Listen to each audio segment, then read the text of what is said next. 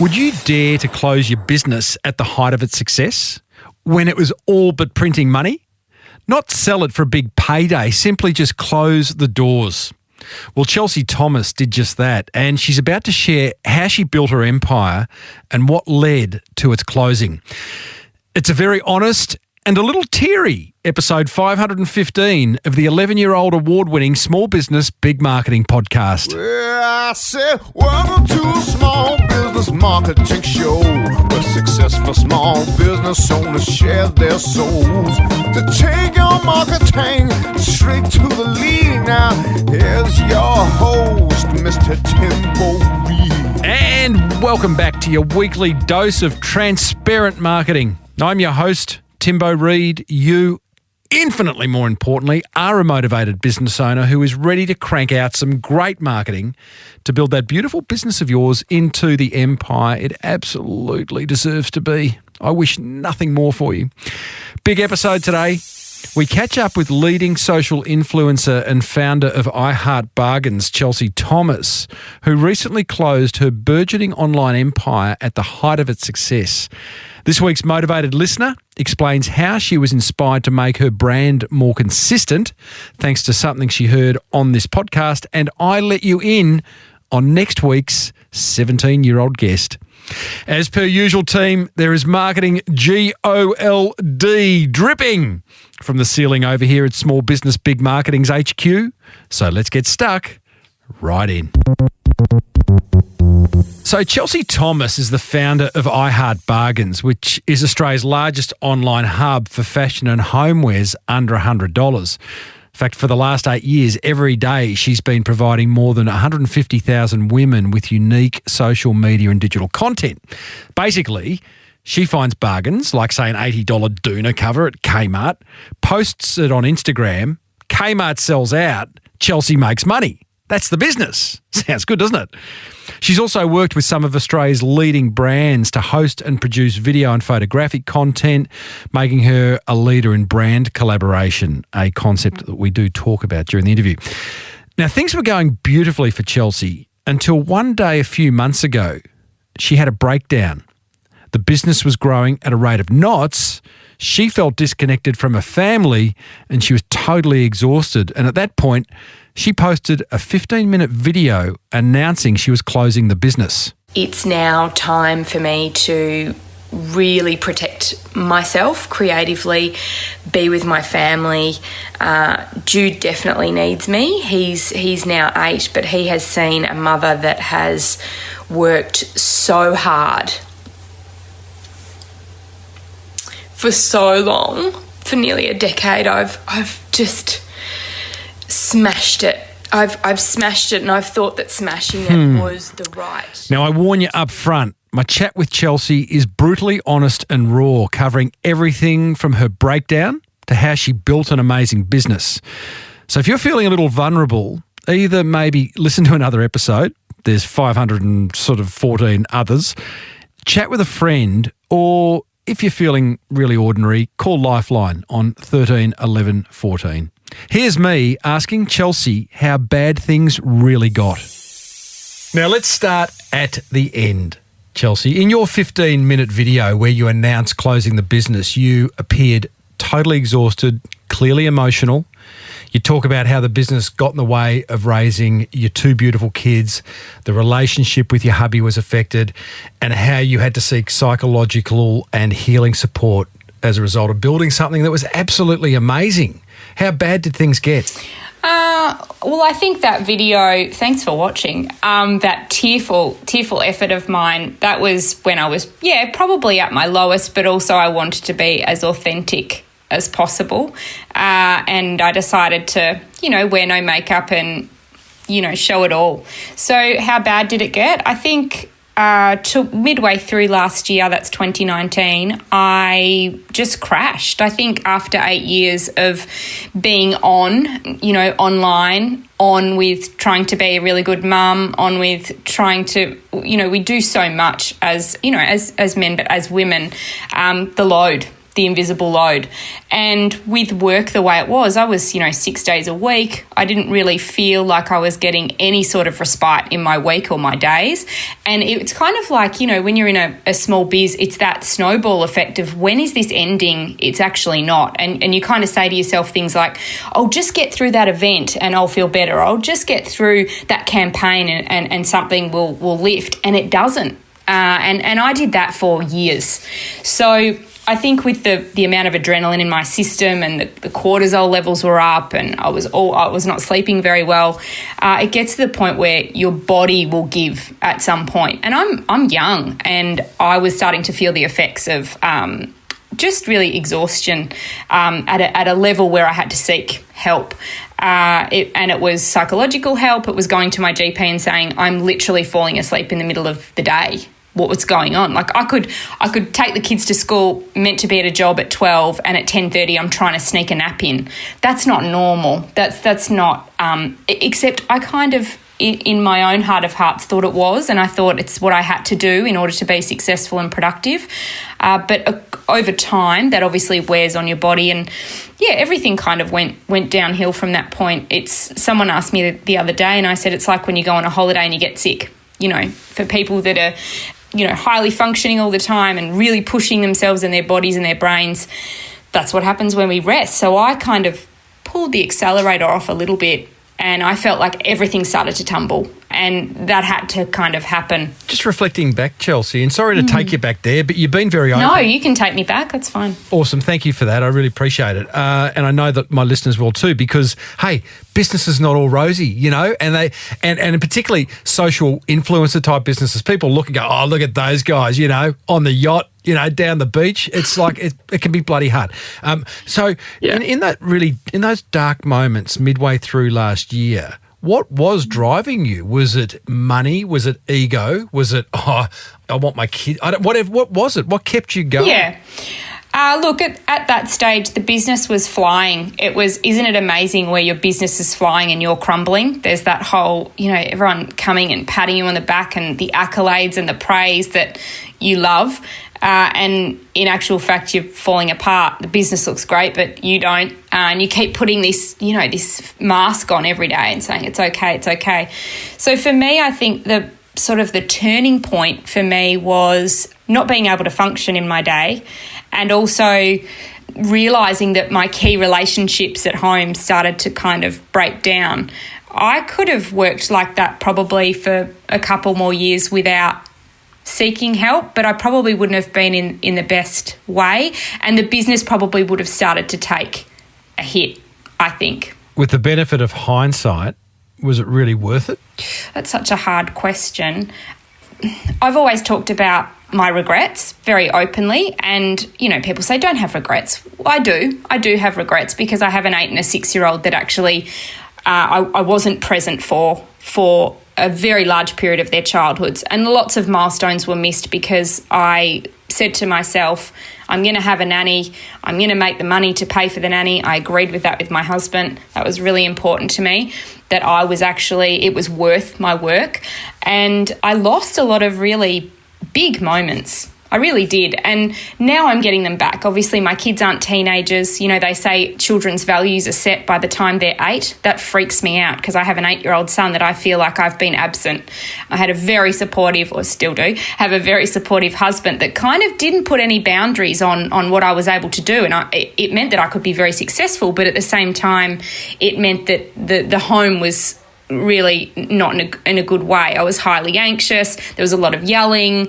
It was kind of my way or the highway, move out of my way so I can do my work. And I think a lot of workaholics, and I'm the first to put up my hand and say, I'm not into drugs. I'm not into, drug, sex and rock and roll. My thing was work. And I think a lot of small businesses find themselves in this headspace of not being able to stop. And that's where I was for years and years and years. And I think the best thing that I was ever asked, and this is where I try and think, especially for your audience, what are the trigger points that actually start you on the healing or start you actually enjoying what you're doing? And I worked with a coach that said to me, why? They just asked me why. They said, They started with my purpose and they said, Chelsea, what is your purpose? And I answered them and they said, okay, why is that your purpose? And I sat in a chair for about 45 minutes and they asked me why again. What ends up happening is you get to the core, the real core, the emotional level core about why you're doing what you're doing and potentially why you're running so hard. Because the pace that I was running at, I would say that I wasn't as productive as I could have been. I thought I was, but that, running on that anxiety and that adrenaline, you often see people and you think, wow, I just had 15 conversations with you in the space of 60 seconds. You're not really here, are you? You're very much in your head, not in your body. So that was a trigger for me, being asked why, and that's a very simple, very cheap and very accessible way to get to the core of why you're running. Why are you running so hard? And what are you running away from? What are you trying to escape there? And I mean, this is not a health and wellness podcast by any means. Well, it's not, but I am very interested in business owners' wellbeing, because without it, you're not going to grow a great business. You're not going to do great marketing. So by all means, go there. No. Yeah, it's a struggle to get to the point where I don't really believe in balance. I just believe in moments of your day, even if it's 10 minutes, even if it's 30 minutes of your day, that come back to you. And what I mean is dropping down, whether it's sitting on the ground or sitting in a chair, or just grounding yourself and saying, am I okay? Am I happy? Is this okay? Are we all doing all right this week? And I didn't have those moments. Those moments frightened me, because I knew what the answer was going to be. So I really avoided stillness. And I think Instagram, which we haven't talked about what the business was, but Instagram, we'll get to that. Instagram being the platform, what that did to me was just drive all the things that were not very good for me up. So the cortisol levels and the demand, feeding that beast all the time. I was familiar and comfortable in that space, but I just didn't realise what it was doing to my health at the time. Right now, and I imagine by the time this episode goes live, I may well be back on Facebook and Instagram, but I got hacked about 2 weeks ago. And blessing in disguise? Total. I've been shut down. I've put in a request to say, hey, Facebook, it wasn't me posting that ISIS stuff. And they're going, well, we're not sure. Dear. We're not sure about that. And so you're never getting it back. My face, it's gone. And I'm like, whoa, it's not good for my podcast. And I have a tribe of listeners and all that, which I miss, and I'd love to get back in there. But interesting. We will come to, obviously going to be talking about the business and social media.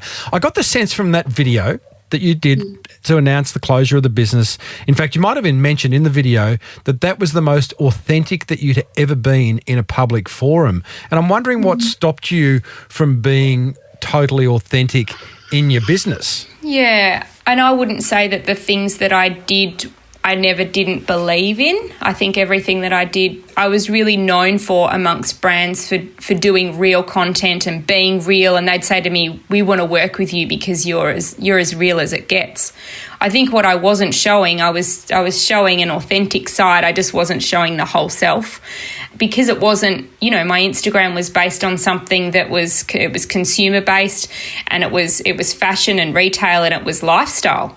And what I found in the last sort of year and a half to 2 years was I actually had other things to say to this huge community of women, that I could tell whenever I went a little bit over that line of, I'd say something about my kids, or I'd say something about something that's hard in my life, the response and engagement that I would get was far outweighed, a pretty dress. And I think that the whole thing was that 15-minute video, and I always said I had it in my mind when I was going to finish that it was going to be highly emotionally charged, and I'd only shoot it once or twice. And I did that. But I think I was worried that people wouldn't like pretty and wouldn't like me not being confident, and not, it was a very vulnerable thing to do. And little did I know that it would just, I had Fox News in the States call me and say, oh my gosh, we've never had a successful influencer quit. Why would you quit? You're at top of your game. So it actually took off, and I liked that it did, because there was a lot of influencers that came back to me and said, oh, thank you for saying what we feel every day. And I'm like, well, if we did that more, like you said before, a lot of people watching, and a lot of new mums watching, which was, my hub or my audience, it would do a world of good for their well-being. Not to look at something and say, how is that achievable? So I'm all here for talking about, looking at accounts that are real, that they're not authentic. And I think what's started to happen now in socials is produced reality. So it looks like they're having a hard day or and they actually produce the fact that that's a hard moment, and that's even worse. But that's becoming really popular now. I'm having a really hard day, but is that real? We don't know what's real now. So I think it's good that I did that. I needed to do that. Let's go back in time to the start, Chelsea, of iHeart. Happier days. Happier days. We'll come back to the dark times. Don't worry. But it's going to be. So you say prior to starting iHeart Bargains, you were always in roles that required you to tell stories and create content. So what were you doing? And what did you love about that storytelling side of marketing that's become so avant-garde? It has a little. I started out straight out of uni. I knew that I wanted to do, or straight out of high school, which is very strange, isn't it, that you know what you want to do so early on. I loved the idea of public relations. I loved the idea of promoting a brand or a story or a personality. So very quickly I found myself sort of in that. I was in in-house roles for lots of different companies. I never stayed in a role over 12 months. Sort of that Gen Y, got bored, moved on, and always had the experience to be able to do the next job, and then landed at Southern Cross Stereo in a PR role there, which really opened my eyes to producing a true story, a funny story, and I loved it. I do not regret those days. It was some of the best time. I was young. It was a very young team. Hamish and Andy were just coming into play. So it was a really exciting time for media and for radio and for new talent. So I did a couple of different roles in radio, did some TV, which wasn't very kind to me, but it taught me resilience. And then... Why wasn't it kind? The personalities in television are just... I don't think they have to be, but they are just... highly demanding and not very friendly. My experience in TV, I really had to have a break off the back of that for a good couple of months. And I'm pretty tough. When I did my roles in organisations, I really enjoyed it. But well, look at the news that's just come out about Ellen DeGeneres and her production crew. Wow. I mean, that's... I don't want to believe that, Tim. No one does. I'm such a fan of hers. But, I think we all have our moments. It just so happens that a lot of the talent that I worked with, they're under huge amounts of pressure. There's a lot of competition. I mean, I saw it day in, day out, and maybe that brings out not the best in us. That's all I can say on that. I don't think it's, let's not overthink it, but I think there's a lot of pressure, and there's a lot of pressure to be great every day. If you're sitting behind a mic, as you know, doing breakfast hours, you're always exhausted. I chatted to a talent recently that used to be on air on Fox FM, and she said it took her a good 2 years to not feel jet lagged after doing breakfast radio for 10 years. So you decide to become a mum, you leave your full-time corporate job, and it's at this point that all the planets align and the idea for iHeart Bargains comes along. How did that come about? And what did version 1 look like? So it came about via a very simple conversation with a new mum that I sat down with at Mothers Group. I treated Mothers Group, Tim, much like a job. I always needed to know where we were going. I needed to know what we were eating, what time's the wine. They were like, it's 10:30, Chelsea, calm down. But I treated that really as a social hub that I just looked forward to every week. I wasn't great at the stay-at-home mum thing, so... I used to kind of venture around the shops around Richmond in Melbourne there and find bargains. And I used to, as a kind of fun thing, I would show the mums every week what I found. And one of the mums said, hey, instead of showing us every week on your phone, do you think you could create a PDF and send it to us? And I said, that's kind of full on. And she said, well, why don't you just start a blog then? And it was like that moment of, oh my gosh, the heavens have opened up and that is my calling. No, but I think what it did for me, it gave me an escape from, and I don't mean this in a negative way, and I know mums listening will understand this, it just gave me a part of myself back. So I was 10 months looking after this very demanding baby who's now beautiful and 8, but he was hard work and I needed an out, and that business, I treated it like another baby, and I sat up very late into the night and finding lots of bargains. And I did that for free, Tim. For 2 years, I just pounded the pavement with creating the content for this wonderful really organically built website, which showed off the best buys for under $100. And that then grew very quickly. There was nothing kind of like it at the time. And then I started to work with brands from that point. And it was very fortunate that in my roles in radio, I'd learnt the skills of integration, which was obviously bringing a brand together with beautiful content. And that's what I actually ate it for breakfast. I loved to do that. So the Great Unwashed, integration, bringing brands together with beautiful content, just given one of your most popular posts in that first couple of years. What did that look like? Oh, it's funny. I know which one it is straight away. So it was a pair of, at the time, and I mean now you'd go, what? A pair of glitter flat shoes that I just shot. I know, they were gold glitter. They were really like flat shoes for mums that had a little bit of a difference. And I remember I shot them and they were like $12 at Kmart. So the other thing was, you've got to remember, we're rewinding nearly a decade ago. Kmart was not even on the Richter for people to go in and buy stuff. It was embarrassing and I didn't care. So there was this whole accessibility that I was allowing women. I was saying, go into Kmart. There's actually some really good stuff in there. And so this conversation would start and this shareability would start. And I remember Kmart got in touch with me and said there was that and there was a bedspread.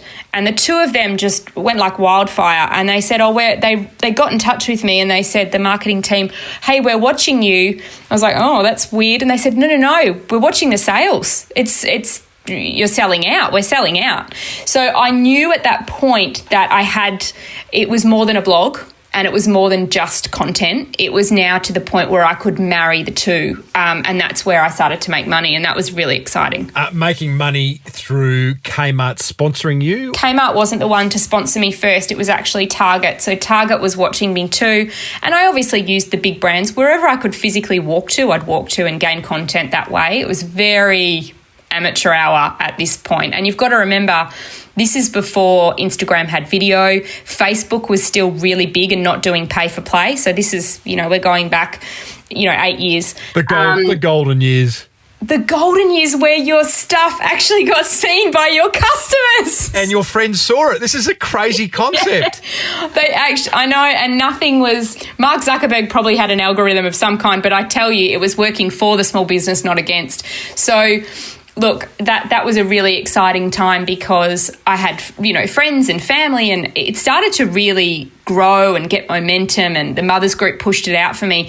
But I really didn't have to do any proactivity towards marketing or publicity of my own. The idea just started to gain momentum and I had such belief and I worked so hard at it that I was so passionate about it and it really took off. So Target was my first client, which was fantastic because we were learning together. This was at a stage where brands weren't necessarily understanding the boundaries of what they should pay for and what they shouldn't. So because I had that background, I would say to them, well, I'm not going to guarantee that I'm going to sell anything, but I can tell you I will. If I believe in that product and I know that it's good and I would buy it, it will sell. And so I learned over time, what not to post and what to post. And brands were extremely good at allowing me to do my thing. So it worked well. At this point, you're still blogging. You're not on Instagram. How did you know that people were you building a list? Were you building a database? Did people have to sign up in order to get your blog? Mm-hmm. So I've still got a database of, it's about 6,000 35 to 45-year-old Aussie mums, mainly Melbourne-based. They signed up to the e-newsletter. So I was putting out 1 to 2 e-newsletters every week. And you know what? I was doing it via MailChimp. It was very basic, but it really worked. And my open rate was really high. My click-through rate was high. So I just knew that I was onto something because I never got any hold up and I never got feedback that this isn't very good. It was all just very positive from the start. I knew I was onto something that also didn't exist. So I was very big on where's my point of difference? And that's where, small businesses at home that are starting a new brand, ask yourself, and I always ask them too, if I'm coaching anyone, what is it that allows you to stand out from everyone else that's doing exactly the same thing as you? Because look, 9 times out of 10, there's going to be a competitor around the corner. What are you doing that's just standing out? Is it going to be how you wrap your product? Is it going to be the customer service? Can it be all of those things? So I really made that under 100 tagline very strong from the start, and I never ever I took it very seriously. People would try and say, oh, this chair's 110, can you put it in? And I'd be like, no, that goes against my whole purpose and integrity. So, I mean, if you can build yourself on a tag, or you can on something very simple, a few words, and everything feeds into that, it becomes a very strong proposition. Yeah, very powerful. So yours was, say what it was again? Everything under $100. Got it. Done. Immediately. It was on my signature. It was everything I did. So you've got to realise from that point, brands that had product under $100, they started to contact me very simply, very plainly, because they knew what they were going to get. And the customer or the reader, the viewer, also knew what they were going to get very simply. Did you ever feel in doing that you were leaving a huge amount of money on the table and polarising people who wanted stuff over $100? No, I never felt like that. And I also, you'd be amazed at the under $100 brands, how much money they have for campaigns, Tim. You've got to realise I worked with Australia Post, Target, Kmart. I worked a lot with Bunnings. I was the first influencer that's ever done anything with Bunnings.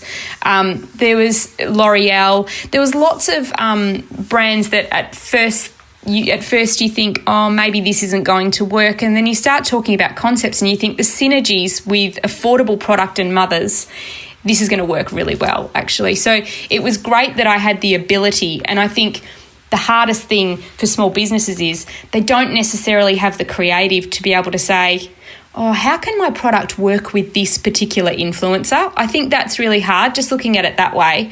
It's really good if a small business can go to whoever they like. I say don't, contact them, cold call them, cold email, get on Instagram and ask them.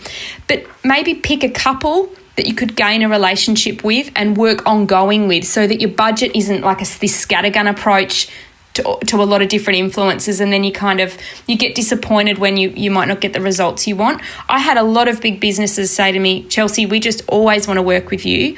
What's too much and too little? And I'd say, okay, let's do 3 major campaigns in a year, but it has to be connected to my content.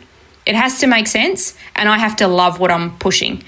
Otherwise, it's a no-go. So I was strict, and I said no a lot, but I actually think that made the proposition, again, more powerful. Well, it makes you scarce, and we want what we can't have, and it leaves you in control. It means your brand is full of integrity. The minute you promote something over $100, you're off brand, and people smell around. It's like, hang on, she's selling out. Yeah, and you know what? I felt, because of who I was, I think I felt very safe, and I felt like the mums that were watching me, I felt very unintimidated working with the likes of a Target or even a Myer stock take sale. I always did their Boxing Day sales. But if it came to like a David Jones or a Zimmerman or someone more elitist, I probably wouldn't have been as comfortable with them personally. So I think you've got to work with who you watch, for a small business watching influencers, because I know they do that a lot. Be okay with working with someone that doesn't necessarily have 150,000 followers. I don't think that's important anymore. You've got to look at the small ones that do a great job, and they're going to be less money. And we're talking the micro influencers, like 20 to 30,000. They sometimes do better than the ones with more. It's really important to let everyone know. At what point did you move across to Instagram and stop blogging? I think it was, I never stopped blogging. It was you have to have a website there that was a very popular part of what I did, and it was always allowed that longer format content. So obviously you've got Instagram. I'd post.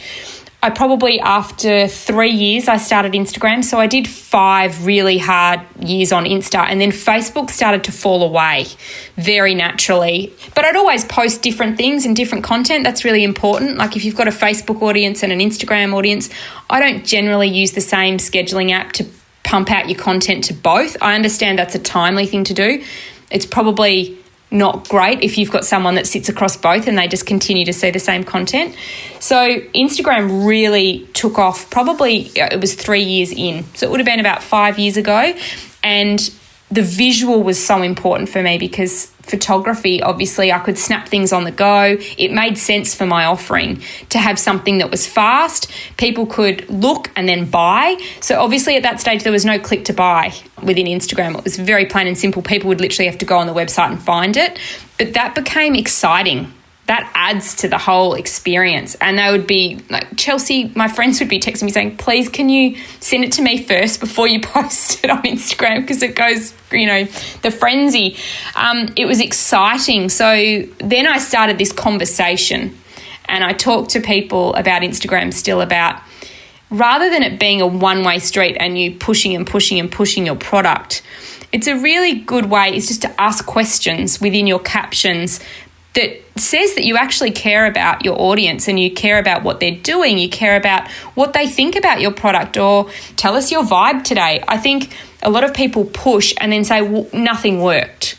So I really started this conversation early to get to know who was following me, and I targeted things at them. So I would say to them, what do you guys want to see this week? And they'd say, we want maternity, we want more shoes. It'd be crazy things. We want bathers under $50. So I'd be up all night, trying to find bathers under $50. Like, I was challenged every day by what my audience said, but I responded to them and I took them seriously. And I think a lot of people have Insta as this side kind of thought, and when they do, because it's very generic kind of content.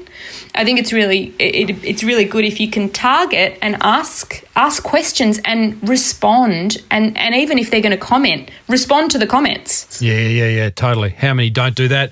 As I said, I've been shut out of Facebook. My business doesn't live or die by any social media channel. They're certainly helpful to promote each episode. You had a business. I mean, you were blogging, but your business, it was an Instagram business. Yeah, absolutely. Did you ever get hacked? Shut down? I never got shut down, touch wood. I never got shut down. I've got a very good friend that lost her entire account, her entire business and her entire house renovation because it was all leaning on that. That's pretty crazy when you think about it. No, I did get copied once. That's a nice story. You know why that's a good story? Because I think businesses listening, if they see sometimes that there might be a competitor that watches them and does the same as them. I got up one day and my friend texted me and said, and they were Melbourne girls and they were my age, and they didn't take the business name, but they pretty much took the whole template of the website and literally had bargains under $100. And you imagine me, like me being me. I mean, I don't know you, Tim, but you can tell I'm crazy. 3 years in going, they're kidding themselves, right? They're actually, okay, no, that's fine. So I actually got angry, and I did send, and I never told my husband because he said, please don't do that. I did send them a message on Facebook to say, wow, this website looks crazy the same as mine. You guys have great ideas. Good luck. And I probably shouldn't have done that. But listen, I got legal advice on that, and I didn't have a leg to stand on. And the reason was, you can copy a template for a website. You can even copy a concept. You can't copy my name. But it was alive and well 3 suburbs away from me. And it was at that point that I thought, okay, well, what am I going to do? Because this is not ideal. And I thought, well, it actually drove me harder to work. And I put my head down and I just kept swimming, and I kept watching them to see whether they were keeping up with the pace, and they weren't keeping up with the pace. And eventually it was, probably 6 to 8 weeks later, and I noticed the posts were dropping off. But some people, unfortunately, just have the audacity to 100% copy your brand, copy your product.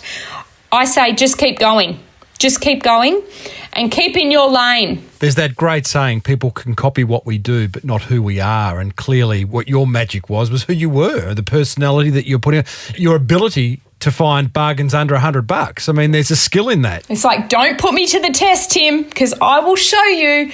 So I think that was an exciting time actually, because they actually just spurred me on to do more. And it can be very distracting if you decide to take notice that much of what your competitors are doing. It really can take you off path. And also there's room for, now after all this time, bargain bloggers started to pop up. Isn't it funny? You'd never think that it'd be a thing, but now it's a full category. It's a full hashtags. There's huge events where 100 plus bargain bloggers will go along. But when I first started, that didn't exist. So I think it's good for the industry that it happened, and there's more, obviously, product available for those mums at home that can't necessarily afford it. Chelsea, can you put your finger on that moment, that day when you thought, this is going to be actually really big? This is really big. It's a couple of those yeah, I tell you, and it wasn't actually that long ago. The Today Show rang me on Channel 9 and said, listen, we want to do a bargain segment. And it might not sound big to anyone else, but I'd always kind of want to, I'd produced TV and I'd never been on it. So it was that moment of I get to be the talent for a minute, and I'm just being honest. But I was like, wow, I Heart Bargains could have its own segment. And it actually ran for 8 weeks. And it got to the point where I just couldn't do the travel to Sydney and back in a week, when it would take me out for a whole day. And as you know, as a guest on any of the brekkie shows, there's not a huge budget. So really I had to look at it from a business perspective and say, I don't know that this is going to work, long term. It was taking me 2 days. I'd have to stay overnight. But it was so exciting that someone had seen the opportunity as, that's so commercial. We can commercialise that concept. So every week, and it was, you can imagine Carl Stefanovic going through my under $200 bedroom. It was funny content. It was really fun.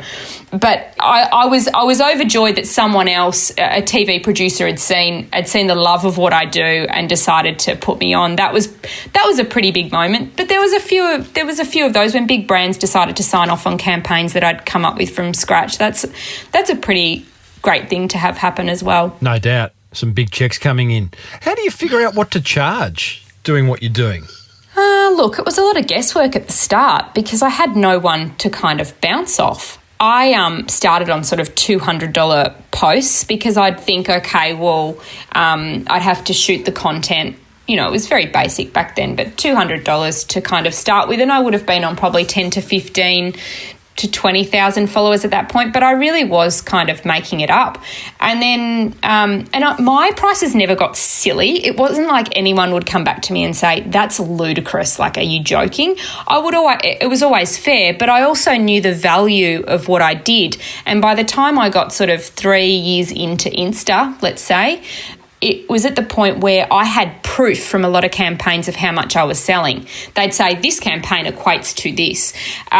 So I was able to then put a media kit together as an influencer and go out and say, listen, these are the sort of numbers that I'll get you. These are the sort of views. These are the sort of clicks, even down to how many followers you're going to get if I promote you. And that was really powerful. And people loved the fact that I never hid that from them. I was always like, look, if you pay this amount, this is sort of where we're going to get to in terms of eyeballs. And they liked the fact that I was just open and honest about my campaigns. There's a lot of influencers that won't even give their insights over to brands. What you see is what you get. I think that played in my favour because I was never dishonest with my figures. I was like, this is kind of, if that suits you, that's the price, and move on. And I think this is a really good point too. Not everything I did was paid. Probably 50% of my content was sponsored content. And even when it was sponsored, it's important for people to note that those are things that intertwine in my life, that I wasn't pushing anything that I didn't really love. I'd pick really funny products. I remember there was a spiralizer, like when it just came out that you could do zucchini spaghetti. Just for the record, absolute nonsense. Zucchini spaghetti. Seriously. Anyway, go on. It was, but at the time that it came through and it didn't exist yet, and I was like, that is the most brilliant thing I've ever seen. And I actually did a set of videos with my husband. So this is where it was, I'd say to the, yeah, but I actually didn't let him know. I'd just roll the camera. None of my stuff was produced. It was as you see, which probably made it successful. And we sold out of that spiralizer, by the way. But you have to have a way to engage the audience that's beyond a product push. And I loved doing that. I loved creating content that was clever. And I think that worked in my favour. Tell me about that, just because creating content that's clever requires an idea. In small business marketing, advertising, that kind of stuff, it's rare that you see a big idea. I worked in advertising for years, and that's what you got paid to do, was to generate. So big brands paid big agencies big money for big ideas. Maybe just your idea process. Is it something you sit down and scratch your chin and come up with something? Do you? I'm thinking about how I do it, and then I'm thinking about what I can say to kind of give some tips, because it does come naturally to me in terms of if there was a brand and I've got I Heart Bargains and how to plug it in, that works very seamlessly for me. I think there's a number of things you can do. I'm a big mind mapper. I don't know if you've mind mapped before, but yeah, you love it. Mm-hmm. But I don't think I've never sort of learnt it. It's just something I've always done through my career to kind of ground my career and then move to the next step. How can I do that? I think putting your product in the middle of a page, if you want to do something new or exciting or engaging, and understanding, it's like spokes of a wheel. So you pop the product in the middle, all the spokes of the wheel. What are all the things that you could do, and dream big? And then maybe some of the ones that you can dream big, how can you bring that back to a community level or a smaller base level where it would make sense? And I often like to play on words, cool names. I think everything can come from a name. Is there something that you can do weekly whereby you check in with your customers every week and tell them something personal about yourself, whereby I know who's behind the brand? I think big ideas are great. I think better ideas come from the face of the business. And I know people are petrified. I used to run training for people who would have never done a story on their social media, or they've never filmed themselves, and even hearing their own voice would freak them out. If you're a small business, I think the best thing you can do is show your vulnerability on camera. I've always said this, and show people how the product works. Hold the product if it upsets you to have a camera in your face. But look, big ideas are great. I think there's so much authenticity in showing who you are, why you're producing this product, and why you're really proud of it. What's the backstory?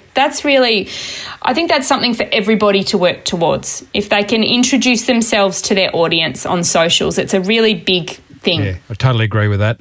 So much to cover, Chels. How big did it get? How big did I Heart Bargains get? Turnover, followers? I've never said turnover. You know what? I got so comfortable with money that never did I look at the price tag of anything, put it that way. But in saying that, I never got time to spend it. It was a great wage for me. It gave me so much awesome. Freedom. Just how does that make you feel? You just said you never looked at the price tag for anything. You had enough dough to buy whatever you wanted. I was very comfortable.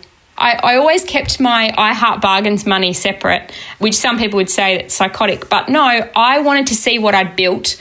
My husband was fine with that. He said, if you want to keep that there for a rainy day, and it happens now that my rainy day is I moved and I'm not working now, and I can sit comfortably. But how big did it get? It was, 100,000 plus women. I was doing probably 3 or 4 events. I was doing live TV. It looked like I was running a huge business, and I had 2 staff as well, which I always did things kind of small. I grew the platforms, but I kept it fairly neat so I could be highly profitable. I didn't have overheads. That was the other thing. I ran it from home for 6 years, which a lot of small businesses do. That was also probably a little bit of a mistake because I didn't have separation. And then I got an office, and we got a couple of offices. We got a stylist suite. So look, life was great if you looked at it from the outside. Describe a typical working day. It'd usually be quite early. If I had an event or a shoot on, I had lots of shoots. I'd have 3 shoots in a week, and that would be going to a client. So makeup call would be like 5:30 or 6 o'clock. I'd come home, quickly do breakfast with the kids, run out the door, and I'd be... in saying that, I've already updated all my socials. So I would do about 25 stories a day. Yeah, it was disgusting, really, when you look at how I was never not on. Give me an example of a story. I'm going to get my makeup done. Here's Maria. Say hi to Maria. Look, that sort of thing. I even sound like a different person, don't I? But I'd also show people like really cool stuff throughout my day. that sorts of content, me getting to somewhere late and then explaining why I was late, it was like a visual commentary of my life. You know, I remember I actually went probably a little bit too far, and Clementine, my youngest, was having a tanty at the door, and I was trying to get all these flowers in for a shoot into home, and she was having a tantrum, and I actually recorded the tantrum, and I had a few people say, whoa, I think you've gone too, you know, that's overstepping the mark, isn't it? And I thought, yeah, probably. You know, she doesn't have a choice that I'm filming her.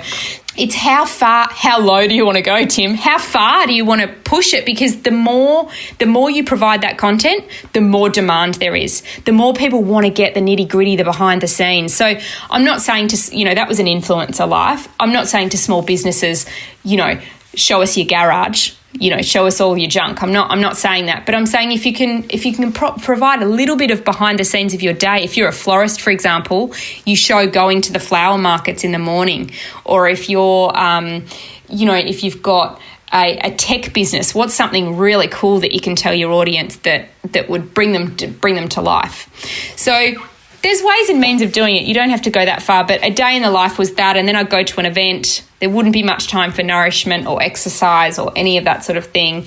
And I'd usually do school pickup in between as well. I tried to be, I don't know why I tried to do that, but I did. So it was very hustle bustle. There's lots of travelling and scheduling and fly by the seat of your pants. And then get the kids fed and to bed and working till what time? It was awful, probably 11. 7 to 11 was, and I thought that I was a night owl. No, since I've unplugged, I'm not a night owl. We like to do things that pull that cortisone level down versus rile it up. I would sit on Insta, and often it was crafting. The worst time for me was 5 till 6 was a key time for me to push content. And I always did everything live, Tim. So I didn't believe in scheduling apps. I felt like it mucked with my engagement. So I was doing all my posting live for years. Literally years, I did not have a break. That's how hardcore I was in terms of building the platform. 5 till 6 and then 8 till 9. So if you're a retail product, that's really good. If you've got a retail product, that's a really good time to push to your audience. So it's like after work time, and then it's obviously 8 till 9 when you've got the kids to bed and people are just doing their scrolling. So in those times, you'd craft, you'd pick the photo, you'd be filtering. I'd already have the photographer had already done the editing. I'd filter it, caption it. The caption could take forever, and then you'd post and then you'd watch. That process I did every night for 4 years. Chelsea, I'm exhausted. I'm actually exhausted saying it. Just tell me, let's get specific. That's a day in the life that I'm not sure I want to live, but well done to you, and thank you for, you know, taking a hit for the rest of us who don't want to do that. Just tell me, let's talk specifically about Instagram, because again, social media troubles so many small business owners out there. You talked about one of the hardest things is crafting the headline. It's an aspect of storytelling and of marketing that absolutely fascinates me. I love writing email headlines and all that kind of stuff and seeing what works and what doesn't. For you, what worked? I mean, we're talking clickbait, really, aren't we? Yes and no. So there's two ways that I kind of worked. I think if I wrote a blog post and I did sort of 10 pairs of shoes under 100, I don't need to say anything more than that, right? It is what it is. Okay, so there's hero content and there's filler content. The hero content you put in the time of day that is the most successful. Most businesses would know when that is. And then there's obviously filler content. And filler content, I feel like everybody needs to find their voice. Everybody needs to be able to talk like we are now within their social media platforms. Because I think what happens is we get onto Instagram or Facebook and we decide to become a robot. And what happens in that time is we lose the engagement. We don't lose it. We don't actually gain that engagement at all. So people will flick past, and obviously the photo, the imagery is exceptionally important. We don't have time to go into all of it, but your imagery to be clear, to be bright, and also to be based on exactly what you're promoting. And when I say that, you know, when I talked about that wheel before, make sure that all your imagery is within that wheel. Don't put a random pic of your dog at the park. I see this a lot when people say, can you check out my small business Instagram page? Sure. I go on. I should see within those top 9 squares what you are offering me. It should be very clear. I shouldn't have to go, hang on a minute, what is this about? And then I see a personal photo and something else. Like, treat it seriously. There's a lot of people that grab their personal account because they've got followers, they make it their business account, which is fine, but the branding has to change. So in your day with a caption, it would be most beneficial, even if you could pre-prepare some that are actually in your own tone of voice. You don't have to be a robot, and I don't think anyone expects to see ad copy where it could be a really enlightening, fun kind of caption. For example, I did, and you can all steal it now because I did it, I asked people what they have to drink when it's not coffee. I mean, it's not rocket science. I had something like, it was over 1,000 comments. It was like 1,012. Everyone wanted to tell me about what they had when it wasn't coffee. So it was soy chais and Coke and beer and wine. And anyway, it was one of these posts that was filler content, but it was a clever caption. It engaged, and it nearly, try and think about the questions that you can't not answer. You go, it's really quick, I can do that. If you can get a group of those. To that end, what's the end point for that question for your business? Because there's business owners listening, the chiropractors listening, the accountants listening. They go, what's the point of me for my business asking that question? Sure. Well, let's hang on a second though. So let's give it some context. So I was doing a 10:30 in the morning post. I'll give you some other examples. A 10:30 in the morning post. I was holding a cup of tea and I would have been probably promoting the dress I was wearing. So I asked that question. It relates to the photo, but it's generalised enough that everyone can have input. So I would say to you, let's take a really tough one. I'm on the fly here too, you're putting me on the spot, but let's take an accountant because that's quite hard. An accountant could, and I mean, it might not be around tax time, but an accountant could say something about what time of day perhaps do you choose to, or what are your most productive hours in the day? I'm just throwing it out there. If you had your ideal day, what time would you work and what time would you play? Think about the things that your audience would be doing. We all rest, sleep, play, feed ourselves, etc. It's about humanising your content so that it's still relatable to the particular photo and it's not coming too far off brand, but recognising that we're all human and we're all in our days doing our thing. So make it time specific if you wanted to. You could say, what do you do when you're not working? So it's still related to work, but does that make sense? Well, yes, it does. And the big lesson there is it's about humanising the business because too many businesses are push, buy from me. I could sit here for half an hour and rattle off all those sort of examples, but it's about humanising and finding your tone of voice. And also I would say to them, look at some businesses that they really, really love in terms of their tone of voice and emulate that. You don't have to copy it, and it's actually hard to copy full captions, but emulate their style. Things are absolutely rocking for I Heart Bargains. You've built an empire. You've built a very strong personal brand. You don't look at the price tag on anything you buy. What was that one thing then that triggered you to decide to close a business that's booming? I would love to say it was one golden light bulb moment, but of course that's not how life works. I think the one thing that tipped me into starting to think about the end was some coaching that I got, as I said before, and I was sat to ask why. I was sat to ask what my purpose was and what my values were. And the value, I wish I could take people through this, but the values is really incredible. It's values elicitation work. So you've got, let's say you've got 150 values in front of you and you pick your top ones. And my top value turned out to be authenticity. And the problem with that was, well, I suppose the storm that started to brew was that I was looking at my work and it was no longer authentic to me. So that started the questioning started, and I reckon it would have taken about 8 or 9 months to actually, make the decision and get it done. It took that long to wind up clients. And for me to personally, that was a big thing, thinking I'm just going to stop all of this. This is going to stop. And I literally jumped off the treadmill. There was no lead up. It was like, I knew it was going to happen. It's happening in 4 weeks.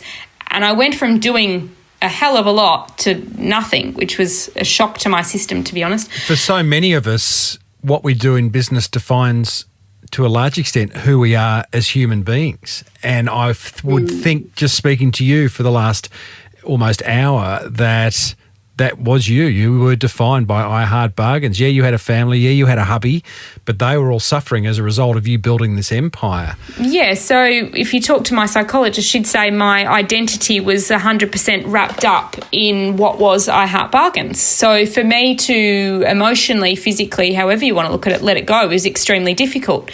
I think what started to happen, though, was my body wasn't allowing me to do the pace anymore.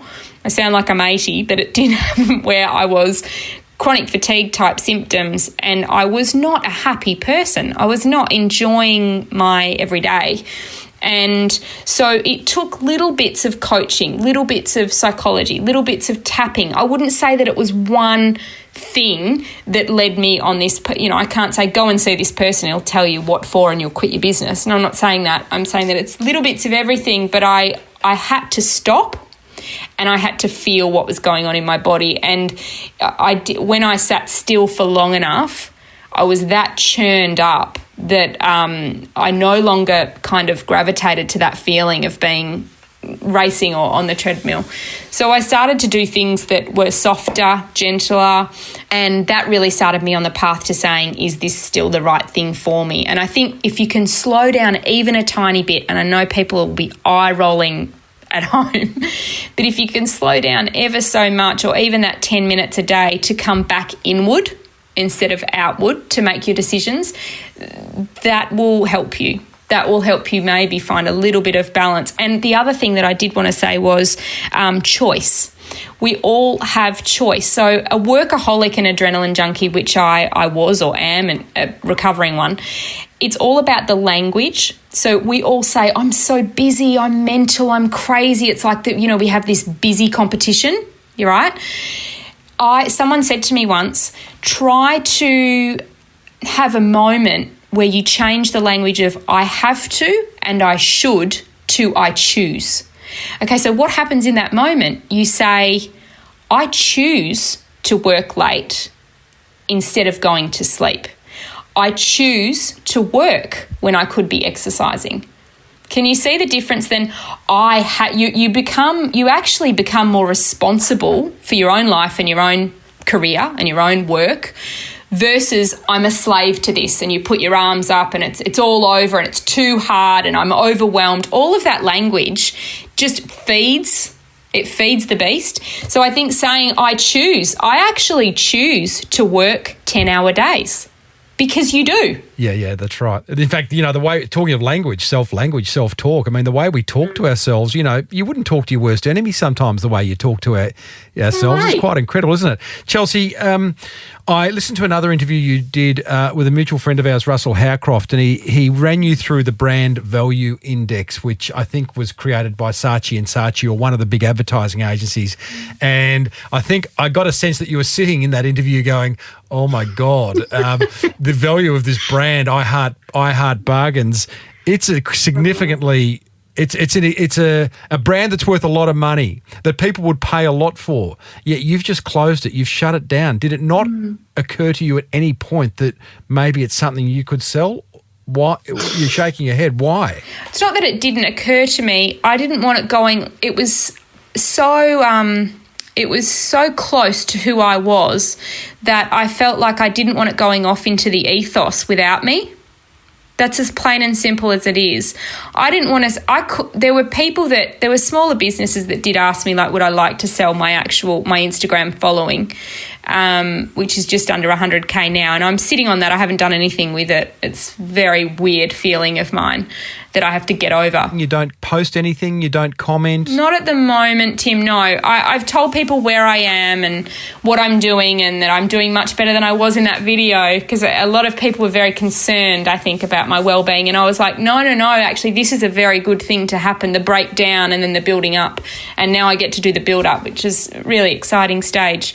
So, yeah, I don't know. I think I've thought about it, and then I think, but it's not that anymore. It's not I was I Heart, and that part of me has closed, and that chapter's closed. And yeah, sure, really what you're buying is a database. What do you say, Chelsea, to business owners listening who are doing okay, but they're exhausted? They could keep building this little empire that, may set them up forever. but, other parts of their life are suffering. Bit of a leading question. I think I know the answer. But what do you tell them? It depends if they love it. Because if you had have asked me this 5 years ago, if you had have asked me this question... This question they do. If they don't, then the question's obvious. Get out. Yeah. Well, it sure. But I think a lot of people stay in something because they're making good money, etc. And because, I don't know, someone told them when they were younger that's what they're born for. Like, really look into yourself and know that you're happy doing it. If you're happy doing it, you've got to try and find the happiness within your days. And I know that sounds corny and cliche, like I've walked out of a spa retreat, but honestly, you need those moments. Otherwise you crash, and otherwise the relationships around you will burn to the ground, quite literally. You have to have the moments in your day where you come back to being present and being conscious in what you're doing as a whole and as a person and as a career. So I would just say take moments in time that are just yours as the lasting advice. You've moved to the northern coast of New South Wales with your family and your hubby. How's life these days? You look pretty well. Well, it's real. Look, so you want a day in the life, put it up next to the day in my life this morning, an hour of Pilates. I've been to the beach, I've had a swim, and I've had a nice, nutritious lunch. So I think the differences, and like I am that walking cliche. I'm the one that did the sea change, and now I've got crystals all around me and I do my breath work every day, I've come a long way. I still have a long way to go in not having a project. I really struggle with that, Tim. I find myself in rooms of people, creatives, and I can't help but try and want to work for them or, start a business or start a brand. It's in me, it's innate, that workaholic kind of gene. What I've got to do is learn to balance it, and it's also got to be right this time. So I'm doing a lot of writing. That's another thing that you can do if you've ever got time. I do 30 minutes of free consciousness writing, I suppose, stream of consciousness writing, and lots of stuff comes out of that. And I'm just getting to know, it sounds awful, but I'm getting to know my kids really well and what they love, and I've always kind of outsourced that role. So it's really coming back into family, as cliche as that is, and just really enjoying my days. I'll pump up and do something else. I'm just not sure what that is yet. Are you okay if that something else isn't as big or nearly as big as I Heart Bargains? I still have a very big, I think, ego attachment to an audience. We don't have time to go into my psychological analysis, but since I've been quite young, I've loved this idea of having a community that I can talk to and help. Always wanted to we haven't talked about that side, but there's a large part of I Heart Bargains that was actually all heart, and it was a lot of helping and a lot of give back, and I was very big on that. And I'm still, that kind of strain still comes up for me a lot. It sounds to me like you kind of like that. Always look at singers, I'm a child of the 80s, and it was there's so many one-hit wonders, right? It is like... How do you live with that? Like, mate, you just made... I know. I think about that, but I feel like it's getting me to where I need to go, because I think my meltdown and my breakdown will actually be part of this next story, whether that be a book or whether that be a podcast, or whether, I'm really liking the fact that I can be guests on podcasts now, because it's just, I'm learning to find my new voice. I'm learning to find Chelsea versus I Heart Bargains, and that's really important at this stage.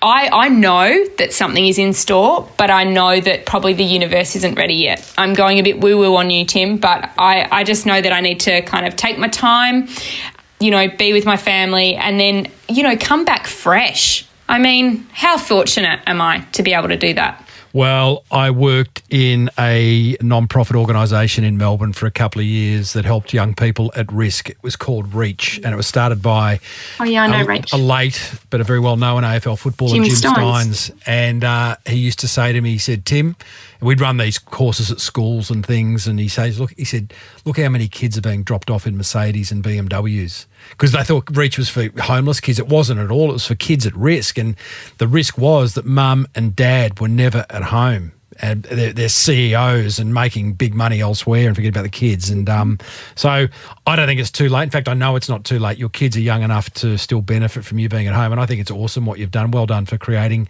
something so special and having the guts to end it at the top of its game. And I wish you all the best for the future. And please come on next time you've decided to do whatever it is you're going to do. Next time I want to plug something, I'm going to come straight to you, Tim.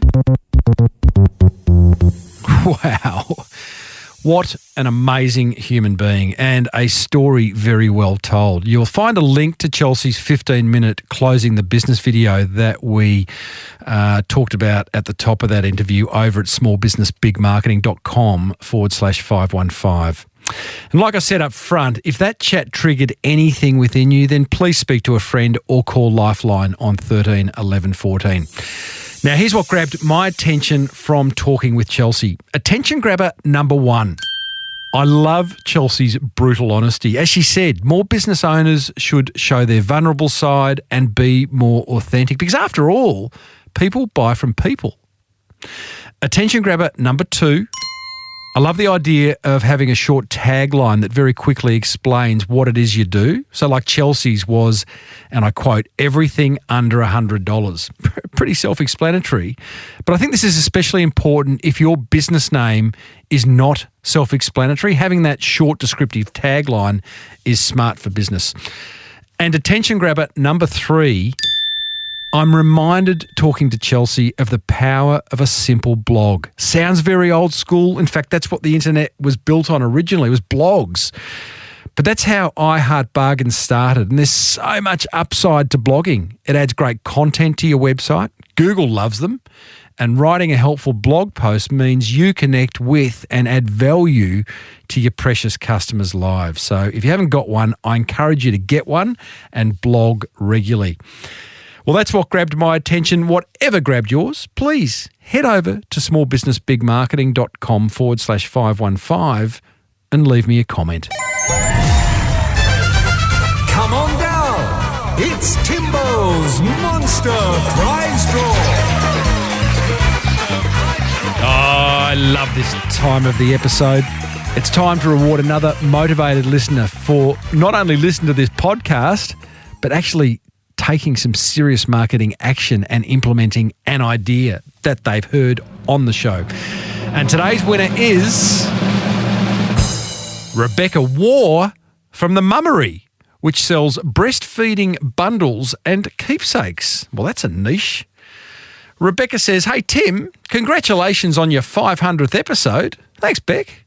When listening to it yesterday, there was a question from someone who was changing their brand and you suggested to print out all the touch points to make sure your branding is consistent across all platforms. Yeah, it's like a must do. Not even if you're rebranding, just do it every year to make sure that everything's consistent. Beck says, "I'm right in the middle of changing my business name and branding, so I have taken this advice to heart and done this today. Having the printouts and my packaging, I can easily see where I need to do some work to be brand consistent. Thank you for this tip." Well done, Beck. The power of that is if your brand is consistent, then you build trust and familiarity. If your brand is inconsistent, it kind of puts an element of doubt in your prospect's mind, and they're like, well, what's going on here? So, Beck, you are from themummery.com. Was it .com or .au? I can't remember, but just look up The Mummery. I will put a link in the show notes for that wonderful little bit of implementation. Beck, you've won a full range of Liars non-alcoholic spirits valued at $500, $75 Torsion Bar voucher, a Bonjoro license, Sendel and Tradies vouchers, Mr. Lee's noodles, promotion on this show, and a backlink in the show notes. You got to love that. Everyone else, just send me an email about one idea you've implemented from listening to this show and how it's impacted on your business. Tim at timreid.com.au.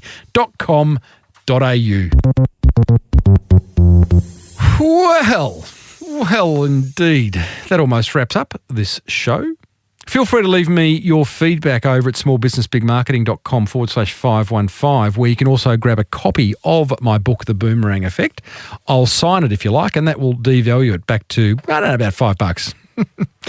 Next time round, you and I are going to catch up with 17-year-old entrepreneur that, like, he hasn't been an entrepreneur for 17 years. He is 17 years old, and he's the creator of Seagull Milk Sunscreen. Josh Appitz is his name. It's a great story. If you're getting value from listening, please let other business owners know about the Small Business Big Marketing podcast, which was presented, is, and continue to be presented by me, Timbo Reid. Until next time, thank you so much for tuning in. Now get out there and take action.